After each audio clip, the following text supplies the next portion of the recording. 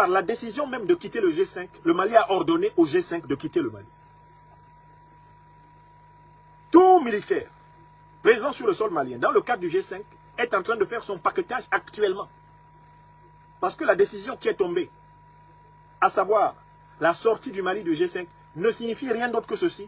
Toutes les armées étrangères présentes sur le sol malien, dans le cadre du G5, sont priées de quitter.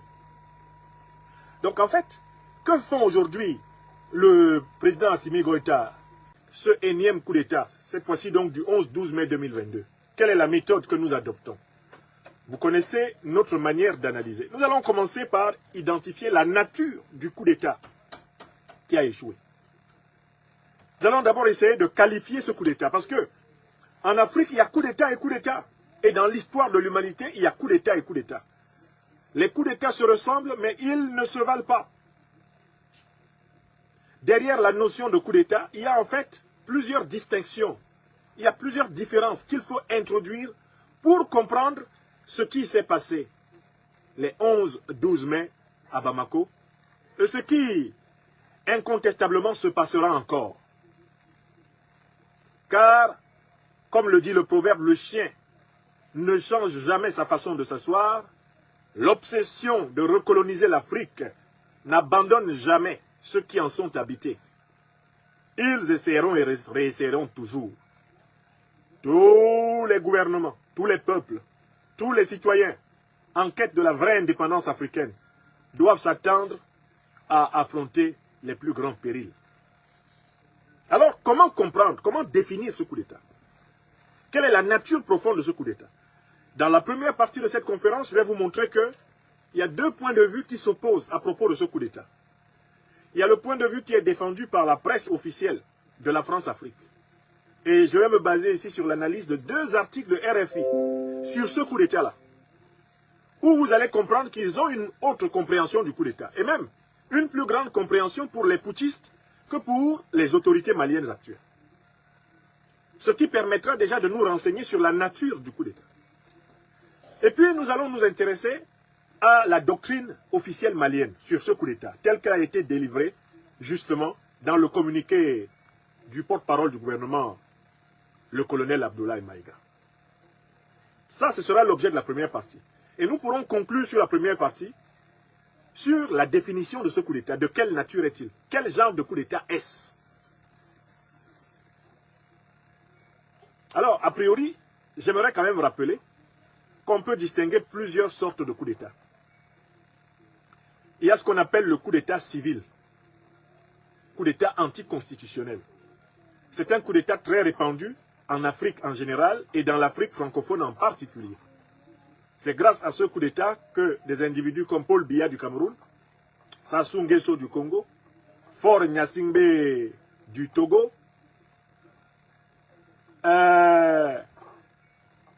Mohamed Bazoum du Niger, Alassane Dramane Ouattara de Côte d'Ivoire prétendent quand même être président de la République.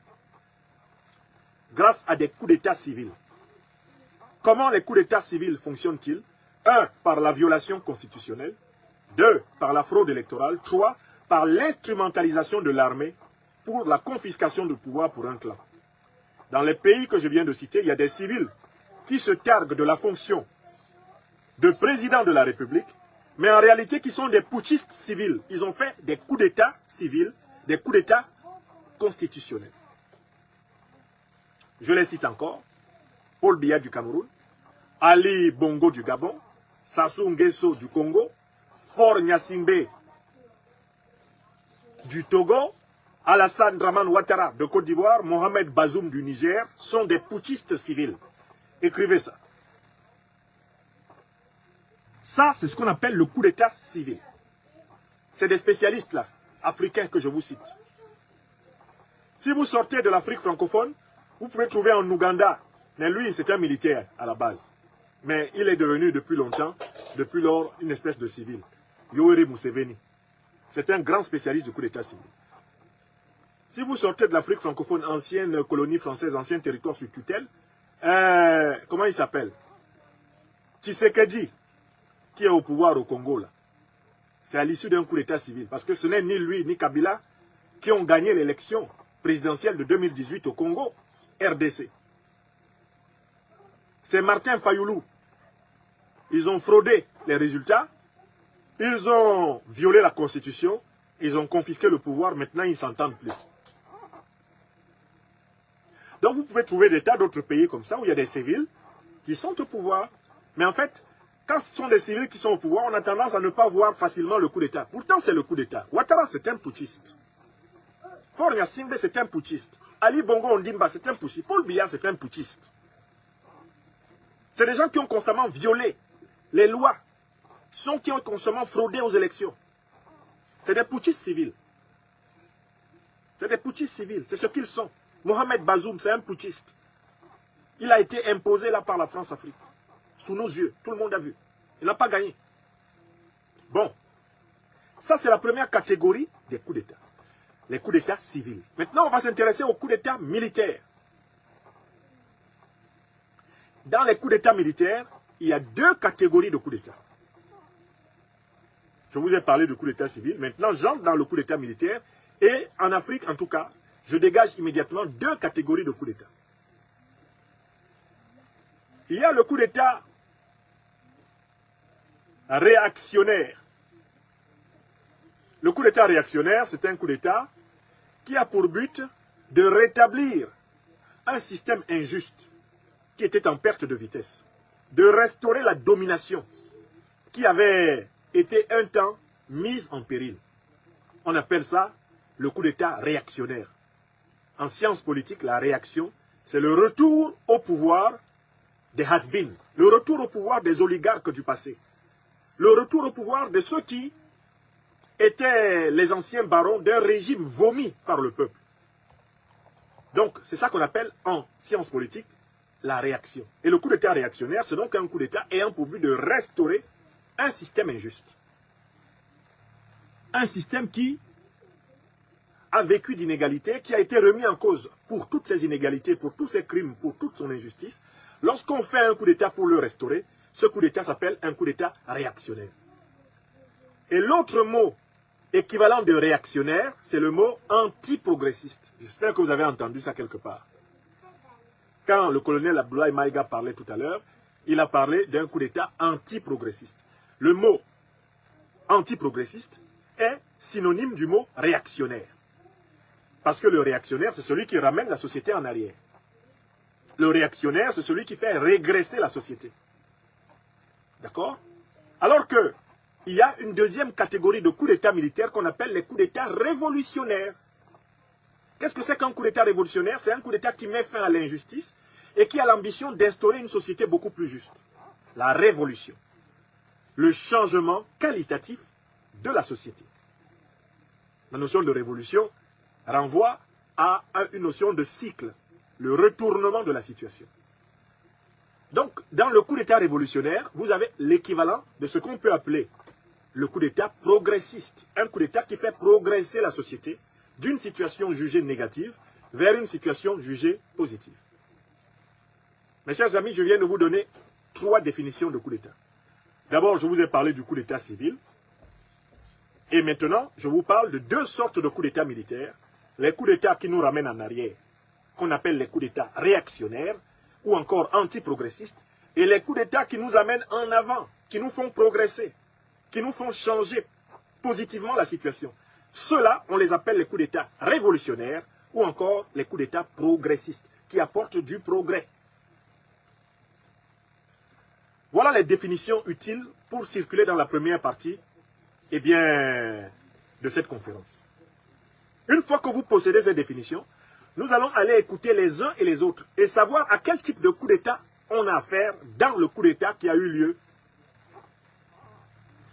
dans la nuit, dans les journées du 11 au 12 mai 2022 au Mali. Voilà la méthode que nous allons employer dans cette première partie.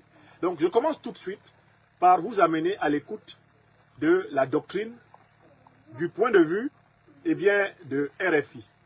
RFI qui, comme vous le savez, reflète globalement les positions officielles des gouvernants de France et les positions dominantes dans la grande organisation oligarchique néocoloniale qu'on appelle la France-Afrique.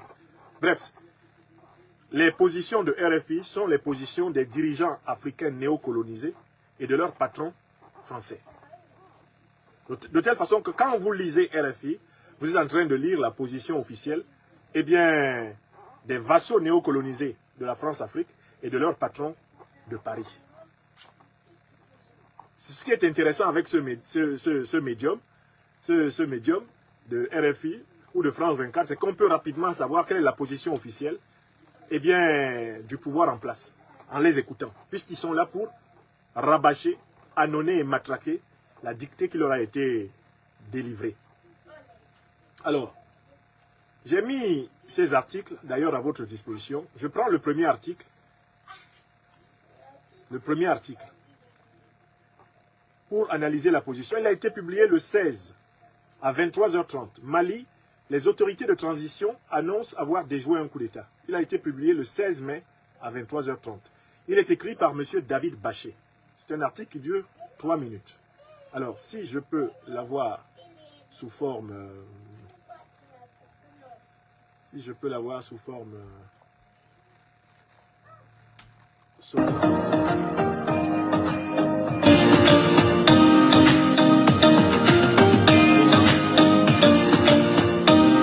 Je cherche la version sonore.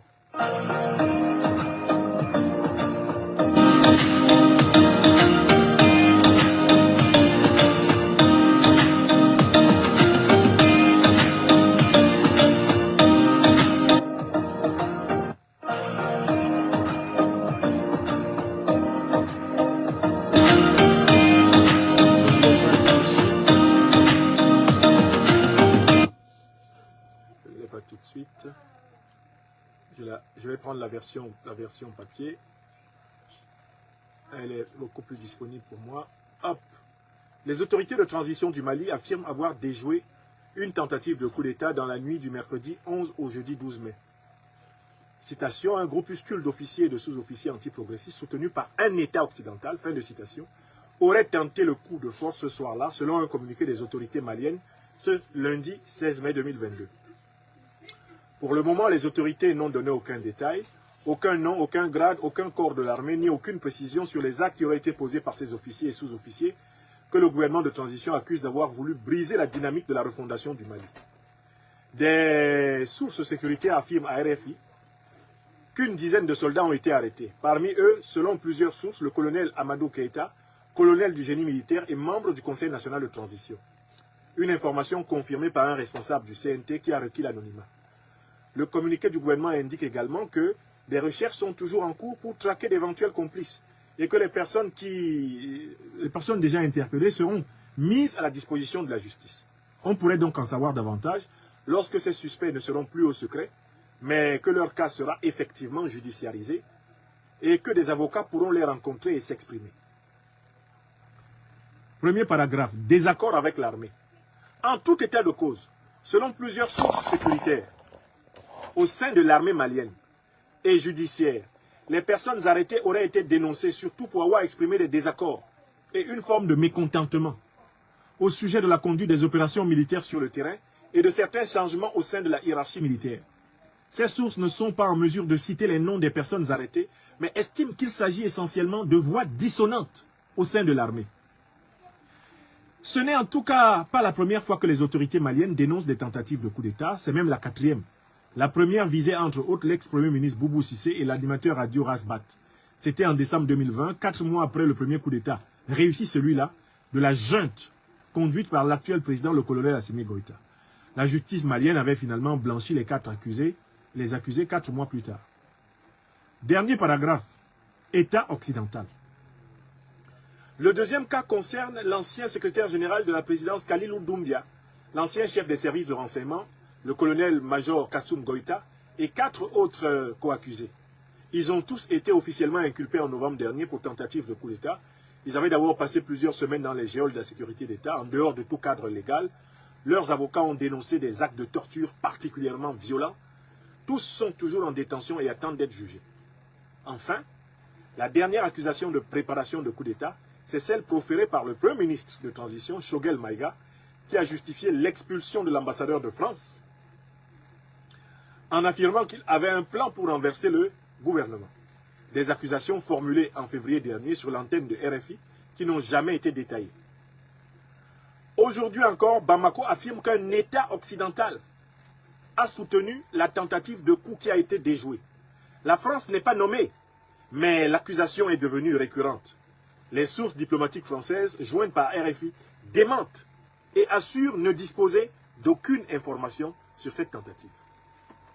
Fin de lecture du premier article et de la première réaction du média officiel français.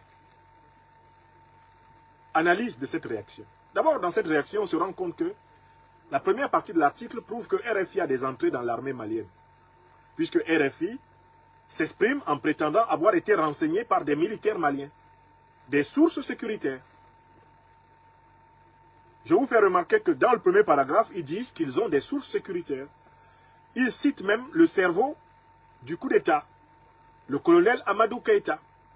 Mais à la fin, lorsqu'il s'agit de leur implication, l'implication française dans la déstabilisation du Mali, qu'est-ce qu'on lit? Les sources diplomatiques françaises jointes par RFI démentent et assurent ne disposer d'aucune information sur cette tentative. Je vous invite à noter le premier paradoxe. Voici des gens qui ont tous les renseignements directement à l'intérieur de l'armée malienne. Ils le disent dans le premier paragraphe de l'article. Et à la fin, quand il s'agit de savoir le rôle que joue la France dans l'histoire du Mali et dans les déstabilisations du Mali, là, ils n'ont plus d'informations.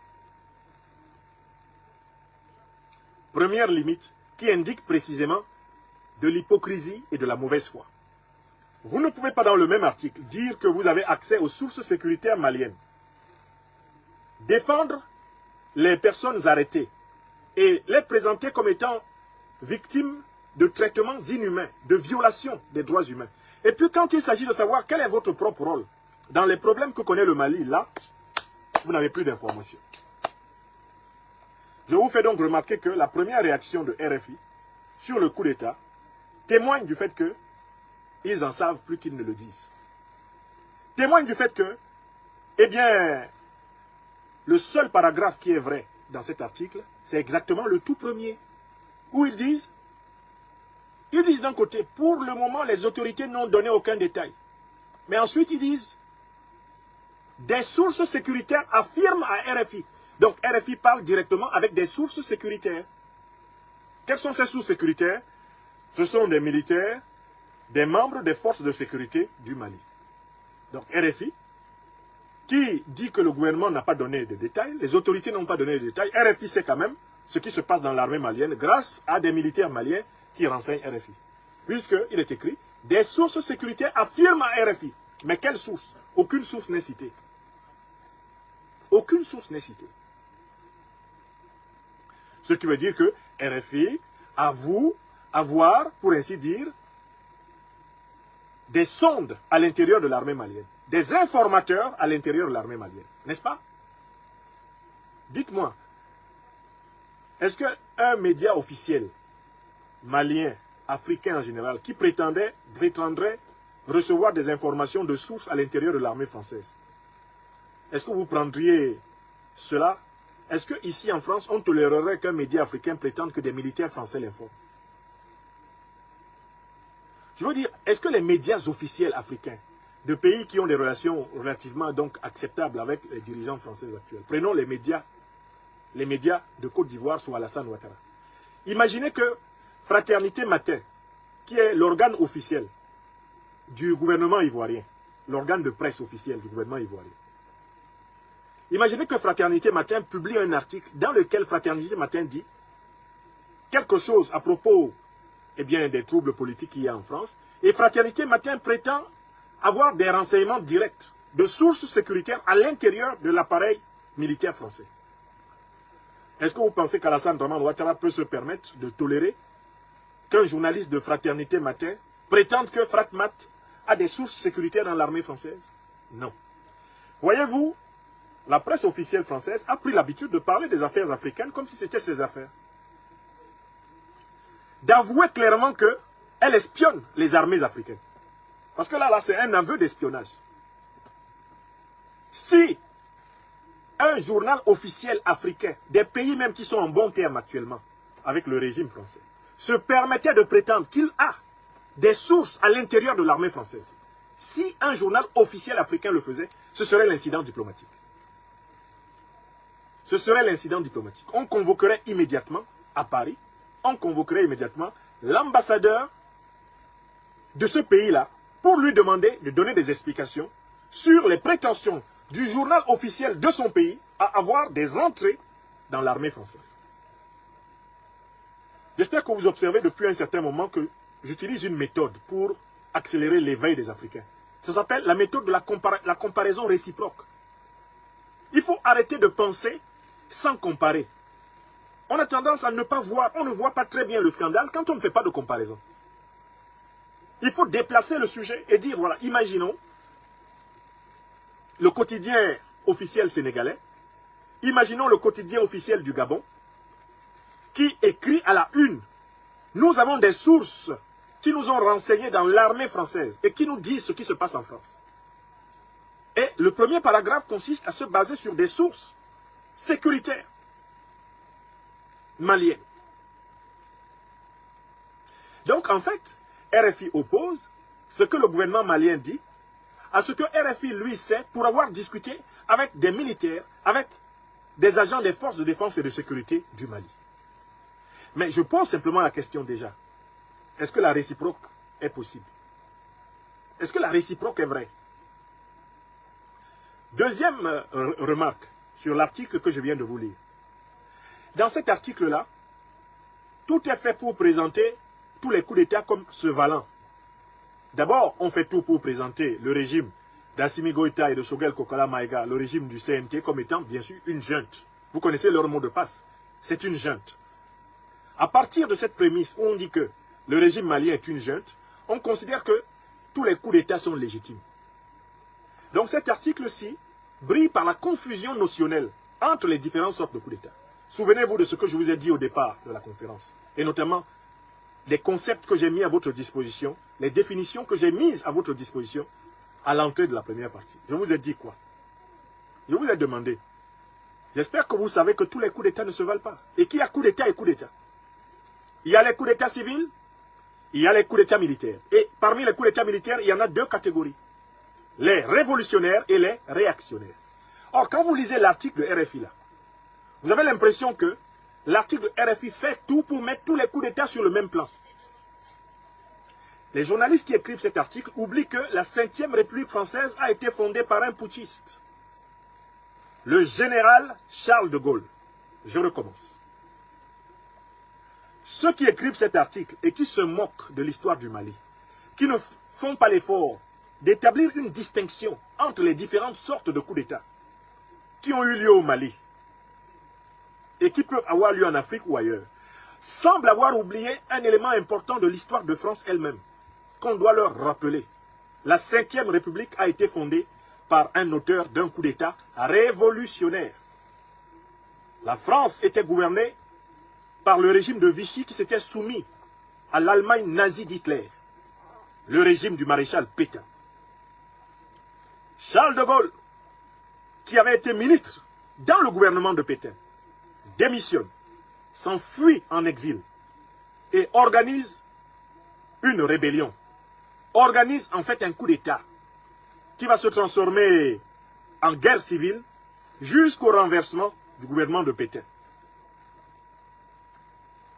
Le coup d'État de Charles de Gaulle était un coup d'État révolutionnaire, car la société française était prise en main par un régime réactionnaire, raciste européen. Parce que là encore, il y a des nuances.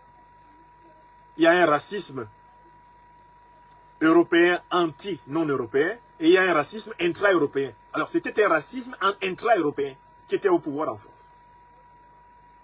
Par rapport à ce racisme intra-européen, le général de Gaulle portait le souffle de la Révolution française. On comprendra plus tard que le souffle de la Révolution française n'est pas celui de la Révolution africaine. Puisque de Gaulle, qui dut s'appuyer sur les Africains pour vaincre Pétain et prendre le pouvoir en France, voulut maintenir les Africains sous la domination française. Il créa la France-Afrique. Mais, je pense qu'il est important de rappeler à tous ceux qui argumentent sur les réseaux sociaux qu'il est bon de dire à ceux qui veulent enseigner, donner des leçons de morale en matière de coup d'État aux Africains, ici en France, que la 5e République est l'œuvre d'un putschiste, de quelqu'un qui a fait un coup d'État. Donc ce premier article se caractérise par le confusionnisme intellectuel, le cafouillage intellectuel. On mélange les torchons avec les fourchettes. On mélange les torchons avec les serviettes. On mélange les cailloux avec les diamants. Tout est mélangé parce qu'on veut donner l'impression que tous les coups d'État se valent. Or, tous les coups d'État ne se valent pas, puisque je vous ai donné des définitions que vous pouvez vérifier par vous-même. Le coup d'État civil, le coup d'État militaire révolutionnaire, le coup d'État militaire réactionnaire. Donc, en fait, ce premier article ne permet pas de trancher le problème. Allons donc voir le deuxième article, s'ils sont beaucoup plus clairs, à Paris. Parce qu'ils ont écrit un deuxième article sur ce coup d'État-là. On va voir s'ils ont progressé dans leur compréhension. L'article que je m'en vais citer maintenant, c'est l'article qui a été publié le 17, le lendemain du 16 mai. Il a été publié le 17 mai 2022 à 23h14, sous le titre Mali sur RFI. 7 personnes inculpées pour atteinte à la sûreté intérieure de l'État. 7 personnes inculpées. C'est le même auteur qui écrit l'article, il s'appelle David Baché. Et que nous dit M. David Baché? Le gouvernement de transition malien assure avoir déjoué une tentative de coup d'État dans la nuit du 11 au 12 mai, menée par un groupuscule d'officiers et de sous-officiers anti-progressistes, entre guillemets, soutenus par un État occidental. On en sait à présent davantage sur les suspects. Voilà ce que dit le chapeau de l'article de RFI. Pourtant, la veille, l'article de RFI avait déjà cité les suspects. Hein. Ils disent qu'ils en savent davantage. Mais la veille, ils en savaient déjà, par leurs propres sources, à l'intérieur de l'armée malienne. Mais ils font semblant eh bien, de découvrir la glace. Lisons la suite. De sources judiciaires, ils sont 7 à avoir été présentés mardi 17 mai, dans l'après-midi devant le tribunal de la commune 6 de Bamako. Inculpés d'atteinte à la sûreté intérieure de l'État et tentative de déstabilisation, ils ont été placés sous mandat de dépôt. Le plus gradé d'entre eux est le colonel Amadou Keïta. Je tiens à vous faire remarquer que RFI savait déjà que c'est Amadou Keïta. La veille, RFI savait déjà. Alors que, officiellement, le gouvernement malien n'avait pas donné le nom de quelqu'un. La veille, RFI savait déjà. Donc il faut se demander comment ça se fait qu'ils sachent déjà. S'ils savent déjà, ce que, comme je l'ai dit, ils l'ont avoué eux-mêmes, ils ont des relations directes avec des membres de l'armée malienne. C'est pour ça qu'ils savent déjà. D'accord? Or, avoir des relations directes avec les membres d'une armée qui vous donne des informations, c'est faire de l'espionnage. Et l'espionnage est une atteinte à la sûreté de l'État. Écrivez ça. Ce qu'ils font là, ce n'est pas de l'information, c'est de l'atteinte à la sûreté de l'État malien. Puisqu'ils avouent qu'ils ont des contacts à eux dans l'armée malienne, ils donnent des informations qui sont, par la suite, d'ailleurs confirmées officiellement par les informations maliennes le lendemain. Cela veut dire que l'armée malienne est espionnée par les officines d'information et bien de la puissance française. C'est la moindre des choses. Tout le monde le reconnaîtra. Je crois que ce n'est pas une conclusion révolutionnaire que je vous donne là.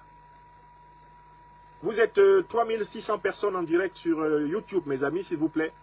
Action, action, action. Allez sous la vidéo, appuyez sur le pouce levé et faites au moins un partage chacun de la présente vidéo. Vous êtes 1187 personnes ici sur Facebook Franklin Yamsiwa Cameroun. Faites de même. Un partage chacun et n'oubliez pas d'appuyer pour éviter que nous soyons interrompus et pour maintenir la qualité de son et la qualité d'image. Je vous remercie. Bon, mes chers amis, de sources judiciaires, ils sont 7 à avoir été présentés mardi 17 mai dans l'après-midi devant le tribunal de la commune 6 de Bamako, inculpés d'atteinte à la sûreté intérieure de l'État et tentative de déstabilisation. Ils ont été placés sous dépôt. Le plus gradé d'entre eux est le colonel Amadou Keïta, rapporteur de la commission défense du Conseil national de transition. Il est considéré comme un proche du colonel Malik Diao, président du CNT et membre de la junte qui a porté au pouvoir l'actuel président malien, le colonel Assimi Goïta. Les autres accusés sont lieutenants, sous-lieutenants, sergents-chefs et adjudants de l'infanterie, de la sécurité militaire ou encore de la cavalerie. Un membre de la coordination des mouvements de l'Azawad, la SEMA, les ex-rebelles signataires de l'accord de paix, figure aussi parmi les inculpés. Un porte-parole de la SEMA précise que Baba Ahmed Ag Ahmeda a été arrêté le 7 mai, 5 jours avant la tentative de putsch présumée, et dément toute implication dans une tentative de coup d'État. Et là, deuxième paragraphe, la France accusée d'être à la manœuvre. Les autorités maliennes n'ont communiqué aucun détail sur les actes posés par ces 7 suspects, accusés dans le communiqué gouvernemental d'avoir voulu briser la dynamique de la refondation du Mali. Bamako pointe également le soutien d'un pays occidental dans cette tentative de putsch. Drissa Mementa, porte-parole du mouvement Yerewolo debout sur les remparts, qui soutient les autorités de transition et défend la souveraineté nationale du Mali, désigne la France. Il désigne la France. Citation. Là, c'est Drissa Mementa qui va parler. Nous ne sommes pas surpris. Nous étions conscients que le chemin que nous avons pris est plein d'embûches et d'obstacles. On allait tout faire pour nous empêcher, nous et le Mali, d'évoluer. L'impérialisme a plusieurs branches. D'abord, ils essayent sur le côté politique, et si cela ne marche pas, ils essayent avec des terroristes ou des rebelles. Nous savions que cela allait arriver. C'est ce que l'on a dit à tout le monde. Le Mali d'aujourd'hui est différent du Mali d'hier. Aujourd'hui, nous avons des autorités qui veillent. Le seul pays qui a dit qu'il allait isoler le Mali est connu, c'est la France. Le seul pays qui a dit qu'il allait tout faire pour déstabiliser le Mali, c'est la France. Derrière cette tentative de coup d'État se cache la France.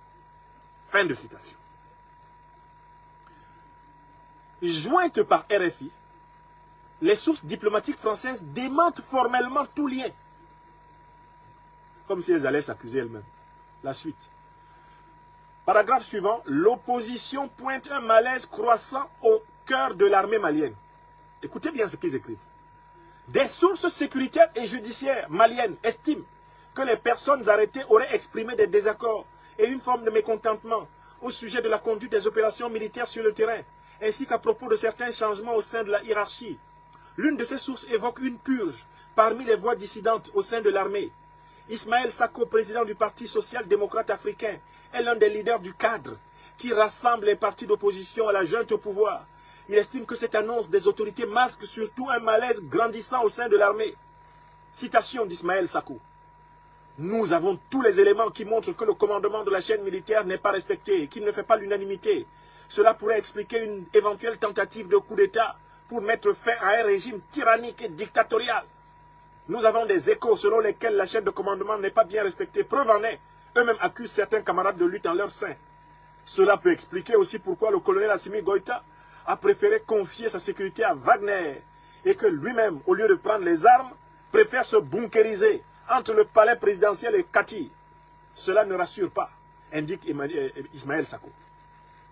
Le communiqué dit qu'il y aurait un pays étranger à la base de cette tentative de coup d'État. Pourquoi y aurait-il toujours un pays étranger derrière toute tentative qui pourrait déstabiliser le régime? Pourquoi ne comprennent-ils pas eux-mêmes que la majorité des Maliens qui se tait n'est pas en phase avec ces autorités?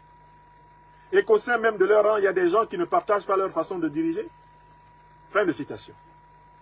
Enfin, dernier paragraphe. Sous-titre, nul Malien ne peut rester insensible et actif. Konimba Sidibé, président du mouvement pour un destin commun MODEC, voit cette tentative de coup d'État comme annonciatrice d'une crise. Ancien ministre et membre fondateur du M5, le mouvement dont est issu l'actuel Premier ministre, il a été suspendu le mois dernier du bureau stratégique du parti en raison de désaccords avec Choguel Maïga. Citation. Je condamne cette tentative de déstabilisation avec la dernière rigueur, mais elle dénote des malaises profonds, porteurs d'une crise politique tout aussi profonde dans le pays. Fin de citation, dit Konemba Sidibé. J'exhorte la classe politique malienne d'aller à la rencontre immédiate du président de la transition pour examiner en profondeur la situation et identifier les nécessaires et utiles actions à envisager pour juguler la crise qui se profile et préserver le Mali, les Maliennes et les Maliens de conséquences hautement dommageables. C'est un devoir hautement patriotique, conclut-il. Fin de citation. Là, avec ce deuxième article RFI, nous avons suffisamment d'éléments sur l'implication des services de communication officiels français dans la déstabilisation du Mali. Ce que nous avions déjà établi avec le premier article est immensément établi ici. Quels sont les éléments qui prouvent que les services de communication officiels français sont impliqués dans la déstabilisation du Mali? Les voici. On prend le premier paragraphe. On prend la première partie.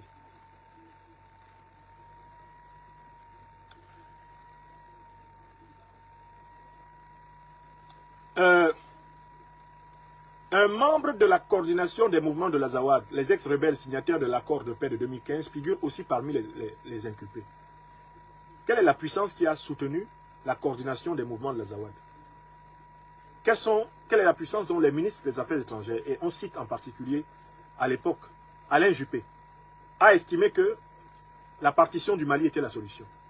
Et que par conséquent, il fallait soutenir ces mouvements-là, séparatistes, du nord Mali. Du nord du Mali. Quelle est la puissance qui a dit ça? C'est la puissance française. Qui soutient les gens de l'Azawad? Qui soutient les gens du MNLA? Qui a soutenu la SEMA lorsque l'armée malienne s'apprêtait à reprendre Kidal? Qui a empêché l'armée malienne de reprendre Kidal? C'est l'armée française. Donc, dans le premier paragraphe, vous avez un suppôt de la déstabilisation du Mali au service, à la solde de la France, qui est cité. C'est un représentant de la coordination SEMA. La coordination SEMA a été propulsée pour imposer la partition du Mali et contrôler les richesses minières faramineuses du Nord Mali. C'est pour ça qu'elle a été créée. Cela est documenté par tous les chercheurs en sciences politiques de la place de Paris. Cette affirmation ne peut me valoir nulle part de procès en diffamation. Elle est documentée. On va au paragraphe suivant, toujours pour montrer que RFI, qui est un service officiel de communication, est impliqué dans la déstabilisation au Mali. Ce qui veut dire qu'il n'est pas difficile de connaître la nature du coup d'État auquel on a affaire. Le 11-12 mai. Le deuxième paragraphe est un paragraphe qui est écrit en style rhétorique. C'est-à-dire que le sous-titre du paragraphe dit « La France accusée d'être la manœuvre ». On fait semblant d'accuser la France symboliquement pour en fait la disculper. Donc la méthode pour noyer le poisson consiste à faire semblant de considérer l'accusation contre la France pour pouvoir mieux la déconsidérer. Pour déconsidérer donc la France, on commence par donner la parole à quelqu'un qui est présenté comme représentant de l'aile radicale de l'opinion politique malienne, à savoir le porte-parole du mouvement Yerewolo debout sur les remparts. On le laisse abondamment parler. Et au lieu de répondre aux arguments que, précisément, Drissa Mementa, porte-parole du mouvement Yerewolo debout, a donné, il a donné beaucoup d'arguments. Vous savez quelle est la réponse qui a été donnée? Jointe par RFI, des sources diplomatiques françaises démentent formellement tout lien. C'est-à-dire que, maintenant on va regarder les arguments de Drissa Mementa et on va se demander si le simple fait de dire non, on n'a rien fait, prouve que on a démenti. Est-ce qu'il suffit de démentir quelque chose de vrai pour que ce qui est vrai devienne faux? Non. On va regarder les arguments de Drissa Mementa. Drissa Mementa dit: nous étions conscients que le chemin que nous avons pris est plein d'embûches et d'obstacles. Ça c'est vrai. Quand vous cherchez à être libre et que vous êtes un pays néocolonisé, depuis très longtemps, ça ne va pas être facile. Ça c'est vrai. On allait tout faire pour nous empêcher, nous et le Mali, d'évoluer. Bien sûr. Lorsque vous cherchez à sortir de l'emprise du néocolonialisme, la puissance néocoloniale, elle essaie de vous maintenir sous son emprise. Donc, ce n'est pas facile. C'est Toto tire Nama, Nama tire Toto. Ça tire à Hu et à Dia. Vous tirez vers l'émancipation. La puissance néocoloniale et ses suppôts locaux, tel Alassane Dramane Ouattara, vous tirent vers la recolonisation. Drissa Mementa parle propre. Mon jeune frère Drissa Mementa, je te salue. C'est clair ce que tu dis. Et on va voir quel est l'argument qui est en face. On continue. D'abord, ils essayent sur le côté politique. Et si cela ne marche pas, ils essayent avec des terroristes ou des rebelles. Troisième argument. Comment ont-ils essayé sur le côté politique? Vous allez observer que tous les partis politiques opposés aujourd'hui à la transition sont des partis politiques qui sont soutenus par la puissance française. Les pires opposants politiques au régime de transition du Mali se sont réfugiés dans les pays de la sous-région ouest africaine qui sont à la solde de la France. C'est-à-dire la Côte d'Ivoire de Ouattara, le Niger de Bazoum. Voilà où ils se sont réfugiés. Certains sont allés au Sénégal, où ils se sentent en sécurité. Pourquoi? Parce qu'ils ont les garanties, de la France. Un exemple tout simple, c'est le cas de Boubou Cissé. Un exemple tout simple, c'est le cas de Thiéman Koulibaly, qui attaque régulièrement le gouvernement malien, le travail énorme et sacrificiel des forces armées maliennes depuis la Côte d'Ivoire, avec la bénédiction et sur les grands médias mainstream français. Donc quand notre jeune frère Drissa Mementa dit, d'abord ils essaient sur le côté politique, c'est prouvé, puisque le soutien politique de la France à l'opposition au régime de transition est un fait banal. Soutien médiatique, soutien politique, soutien stratégique même. Si cela ne marche pas, ils essayent avec des terroristes ou des rebelles. Prenons les terroristes. Comment sont-ils arrivés au Mali? Ils sont arrivés au Mali après que l'armée française ait tué Kadhafi, détruit la Libye, sous les ordres de Nicolas Sarkozy, avec la complicité de la coalition de l'OTAN. Écrivez ça. D'où viennent les terroristes? Écrivez. Ils viennent de la destruction de la Libye par l'armée française de Nicolas Sarkozy et par la coalition de l'OTAN qui l'a accompagné, Barack Obama, Hillary Clinton. The architects of disaster. Les terroristes d'Al-Qaïda et de l'État islamique qui attaquent le Mali, le Niger, le Burkina Faso, le Tchad, le Cameroun, le Nigeria, et maintenant qui commencent à attaquer le Togo et le Bénin, sont arrivés à la suite de la destruction de la Libye par la France de Sarkozy et ses alliés. Donc quand Drissa Mementa dit que ce sont eux qui ont fait venir les terroristes, il parle de faits historiques. On continue? On fait venir les terroristes. Quand ça ne marche pas, on fait venir les rebelles. Le soutien récurrent de la puissance française aux rebelles du nord du Mali est un fait documenté. Je vous ai cité un cas flagrant. L'armée malienne, lors de la remontada de 2013, l'armée malienne traverse le centre du Mali, remonte et s'apprête à prendre Kidal lorsqu'elle est stoppée net par l'armée française qui lui interdit de reprendre la totalité de son territoire au motif que ça risque d'entraîner un bain de sang, ce qui permet de protéger les rebelles de la SEMA. Et plus tard, l'armée malienne va être désarmée. Il y a des témoignages des militaires qui ont vécu cela. Et le colonel Assimi Goïta était lui-même de ces militaires qui s'apprêtaient à prendre Kidal lorsqu'ils en ont été empêchés. 2013. Donc, quand Drissa Mementa dit que ceux qui essayent par le chemin politique et qui échouent vont essayer par le chemin des terroristes et des rebelles, il se base sur des faits historiques. On continue. Cinquième argument de Drissa. Nous savions que cela allait arriver. Ça, c'est vrai. Les autorités maliennes ont été infiniment prévenues et elles ont leurs propres moyens de renseignement. Elles ne s'y sont pas trompées.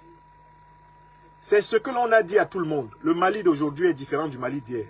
Aujourd'hui, nous avons des autorités qui veillent. Le seul pays qui a dit qu'il allait isoler le Mali est connu. C'est vrai que les autorités françaises ont présenté le gouvernement malien actuel comme un gouvernement isolé. Et on dit que le Mali est isolé et sera isolé. Donc, quand il dit le seul pays qui a dit qu'il allait tout faire pour déstabiliser le Mali, il reformule le problème de l'isolement. La répression médiatique, la répression monétaire, la répression financière, on verra. Alors, devant tous les arguments produits par Drissa Mementa, porte-parole de Yerewolo debout sur les remparts, quelle est la réponse? Quel est l'argument produit par la partie officielle française? Une seule phrase. Jointe par RFI, des sources diplomatiques françaises démentent formellement tout lien. C'est-à-dire que leur seul argument, c'est de dire non, on n'a rien fait. Alors, mes amis, vous êtes plus de 5000 personnes en direct dans cette émission. Je vous pose la question. Est-ce que quand quelqu'un te donne un catalogue de faits dont tu es responsable, est-ce qu'il suffit que tu dises non, je n'ai rien fait pour que tu n'aies pas fait ce que tu as fait?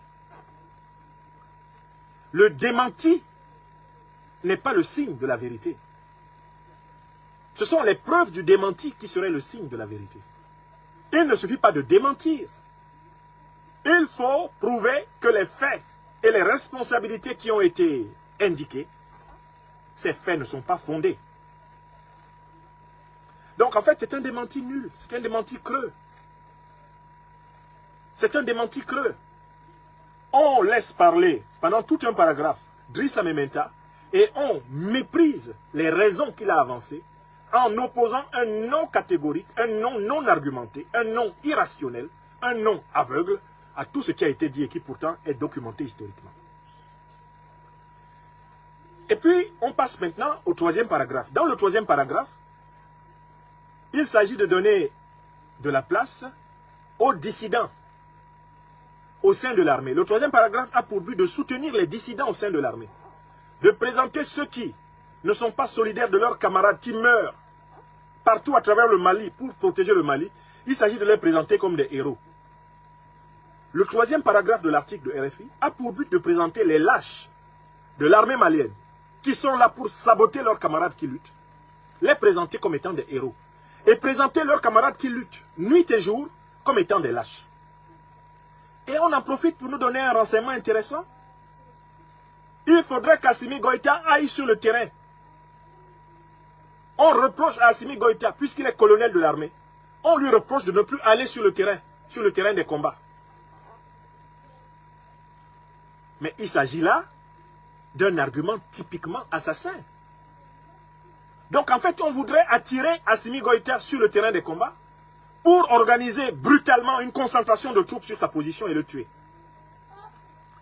Alors, pour obtenir qu'Assimi Goïta prenne des risques pour sa sécurité physique, alors qu'il est le chef de l'État et le coordonnateur, chef suprême des forces armées du Mali, pour l'attirer dans un piège, dans un traquenard et l'assassiner, on lui suggère d'aller faire de la bravoure en allant au front.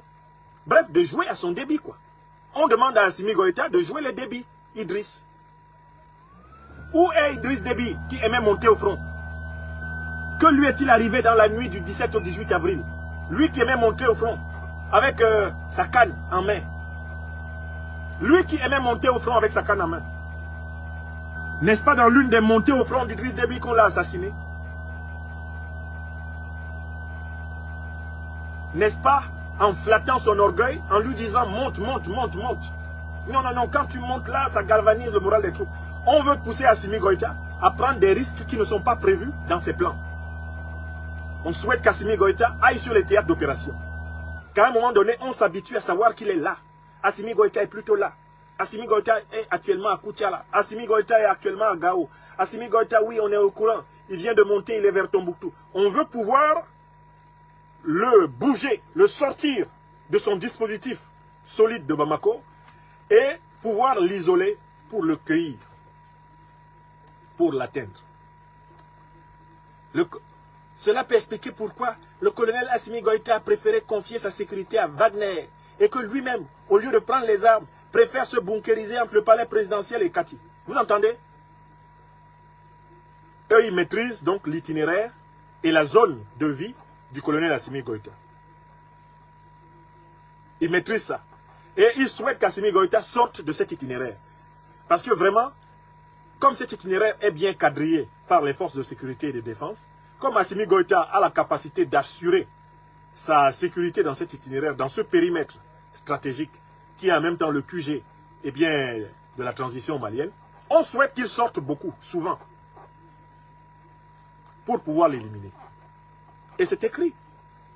C'est écrit là. Et on met ça, on met ces propos dans la bouche d'Ismaël Sako.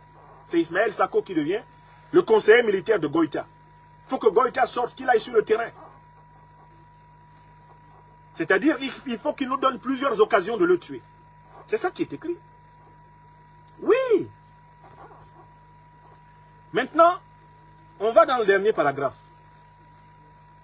Alors, le communiqué dit qu'il y aurait un pays étranger à la base de cette tentative de coup d'État. Alors, cet individu-là, Ismaël Sako, est chargé de dire que, de toutes les façons, mais écoutez, la France n'est pas mêlée à ce coup d'État. Bon, alors, j'ai envie simplement de poser une question. Franchement, est-ce qu'il est difficile de trouver des coups d'État en Afrique dont la France est coupable? Je recommence, hein. Parce que ça ne sert à rien de vous défendre de quelque chose que vous avez toujours fait. Je dis, quand il y a un fumeur dans une maison, et que dans un paquet de cigarettes, et il en manque 3, tu ne sais pas qui a fumé. C'est le fumeur. Quand il y a un putschiste, un État putschiste, dans un dispositif, et qu'il y a un putsch qui n'est pas dans l'intérêt de la révolution, est-ce qu'il y a des doutes que l'État putschiste soit derrière? Peut-on faire une enquête sur les putschs qui se sont déroulés en Afrique francophone, mettons de 1960 à nos jours, sans pouvoir établir que la quasi-majorité, la quasi-totalité de ces putschs portent l'empreinte des services français?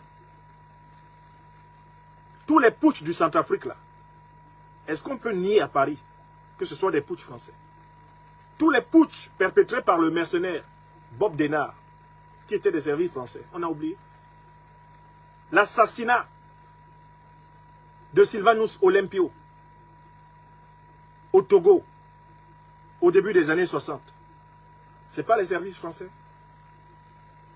L'assassinat de Félix Roland Moumié à Genève en novembre 1960, ce n'est pas les mêmes services. L'assassinat de Boganda à la fin du mois de mars 1959, ce n'est pas les mêmes services qui ont balancé une roquette sur son avion. Est-ce qu'il est difficile de trouver les coups d'État? Les coups d'État français en Afrique, vous cherchez? Vraiment, vous pensez qu'on doit chercher? Les coups d'État du Tchad? Les coups d'État du Niger? Les coups d'État du Burkina? Ne portent-ils pas l'estampille des services? On n'a pas besoin de faire preuve de zèle pour savoir que, eh bien, la France a souvent été impliquée dans des coups d'État en Afrique. Donc qu'elle soit impliquée dans un coup d'État au Mali, c'est banal pour nous, qui connaissons l'histoire. Car c'est son habitude. C'est son habitude. Les coups d'État à Madagascar. Vous avez oublié le rôle de la France dans les coups d'État à Madagascar? Le rôle de la France dans les coups d'État au Bénin? Le rôle de la France dans les coups d'État au Gabon? Bongo est arrivé là au pouvoir par coup d'État. Léon Mba même est arrivé au pouvoir par intronisation. C'était un coup d'État. On a éliminé les vrais indépendantistes gabonais, on a éliminé les vrais indépendantistes camerounais, les vrais indépendantistes centrafricains, les vrais indépendantistes togolais. On a sabré dans l'élite africaine. Les mouvements indépendantistes africains ont été décapités pour installer par coup d'État les régimes de la France-Afrique. Donc je m'étonne qu'on essaie de disculper des gens de ce qu'ils ont toujours fait. Et ce pourquoi ils ne se sont jamais repentis. Je vous rappelle qu'il n'y a jamais eu de procès en France contre des Français coupables de coups d'État en Afrique. Il n'y a jamais eu de procès. Tous les coups d'État français en Afrique ayant été, pour ainsi dire, couverts par l'autorité. On dénombre entre 60 et 100 coups d'État français en Afrique. Du XXe siècle à nos jours. Une centaine de coups d'État. Et si vous allez sur le grand moteur de recherche Google, vous tapez coup d'État français en Afrique, vous avez une liste tout de suite. Vous avez des travaux d'historiens, vous avez des travaux de politistes extrêmement sérieux sur cette affaire. Vous avez toutes sortes de travaux. Donc, je m'étonne qu'on essaye dans cet article de RFI de disculper des gens de quelque chose qu'ils ont toujours fait. Enfin, on essaye de soulever le peuple malien contre le gouvernement, puisqu'on donne la parole à Konemba Sidibé. Konemba Sidibé, qui est quelqu'un qui est en rupture avec la transition. On donne la parole aux gens du cadre, qui sont très clairement des partis politiques entretenus par la France-Afrique pour déstabiliser le Mali. On leur donne la parole pour présenter le gouvernement malien aujourd'hui comme étant la pire des dictatures. Moi, j'ai la preuve que ce gouvernement n'est pas une dictature. Parce que moi, j'ai critiqué ce gouvernement, le gouvernement malien. Quand, à la demande du satrape reptilien Alassane Dramane Ouattara, le colonel Assimi Goïta et son premier ministre, le docteur Choguel Maïga, ont arrêté notre camarade, innocent pourtant, à l'époque, l'honorable Mohamed Soukou Sess, dit Ben Souk. Moi, j'ai critiqué le gouvernement de transition du Mali. Je les ai critiqués sévèrement. Mais qu'est-ce qui me permet de penser qu'ils ne sont pas les dictateurs? C'est qu'ils nous ont écoutés. La doléance introduite par le président Guillaume Soro, nos arguments pour prouver que les accusations n'étaient pas fondées, et mieux, que nous étions avec eux du bon côté de l'histoire, ils les ont écoutés. Et Mohamed Soukou Sess a été libéré. voilà ce qui fait la différence entre un régime qui aime le peuple, un régime qui aime l'Afrique et les autres. Les prisonniers politiques en Côte d'Ivoire, d'Alassane Ouattara, depuis 2011, les militaires qui ont été arrêtés après la crise post-électorale de 2010-2011, beaucoup sont encore en prison, ils ne sont pas libérés. C'est ça une dictature. Vous allez au Cameroun, des gens sont en prison, parfois sans procès, depuis 10 ans, 15 ans. C'est ça une dictature. Là, récemment, il y a un activiste qui a été interpellé par la police à Bamako. Il n'a pas fait 3 jours de cellule. Il a été libéré. Donc, le régime d'Assimi Goïta n'est pas une dictature. Moi, je le sais. Vous pensez que si j'étais convaincu que c'est une dictature, je me serais levé pour aller rendre visite au colonel Assimi Goïta? Je me serais levé pour aller au Mali? Je crois que vous me prêtez un minimum de bon sens. Si j'étais convaincu que c'était une dictature, aller au Mali, moi, intellectuel politique, fils de l'Afrique, fils adoptif du Mali, c'était un risque, non? C'était, je vais là-bas, ils me mettent en prison. Est-ce que moi, je suis allé là-bas avec une armée? Je suis allé là-bas comme ça. Si c'était une dictature, j'étais en prison, non? Puisque je les ai critiqués à un moment donné. Mais on s'est expliqué, on s'est compris. Et pour servir le Mali et pour servir l'Afrique, nous sommes rassemblés, plus que jamais. Donc moi, je peux attester. Mon cas vous prouve que Goïta n'est pas l'homme qu'on veut présenter. On veut le présenter. On veut présenter Choguel Kokala Maïga comme des personnes bornées, comme des personnes, des jusqu'au-boutistes. Non. Ce sont des gens qui sont remplis, pétris de sagesse et de patience. J'en atteste. Le même moi qui vous parle là, vous êtes maintenant près de 6000 personnes en direct. Si je vous dis que je vais prendre mon avion pour aller en Côte d'Ivoire, est-ce que vous allez m'encourager?